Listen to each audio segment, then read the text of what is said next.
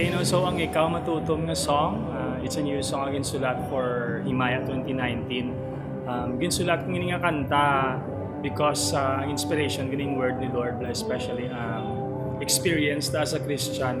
No, kay mostly ang ginatudlo sa ato, no, kung ga-follow ka kay Christ, everything will be fine, everything will be good. Kumbaga kanami isang kabuhi. No? So ang masubo, no, kung amo ning ang ginabutang naton sa mind naton, ang masubo kung may struggle, kung may problema na, kumbaga ginablame ta na si Lord.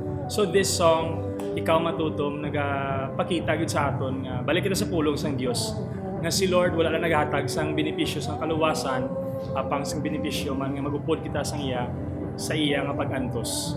So hambal sang chorus ni nga song, dayawon ka bisan sa kabudlay ukon kalipay, dayawon ka sa tanan nga tinion kay Ikaw Matutom. So amo lang gusto kay pahalintod nga nga kanta, dayawon ta si Lord kung ano man ang aton nga kahimtangan subong sa kagapon or sa palabot natin.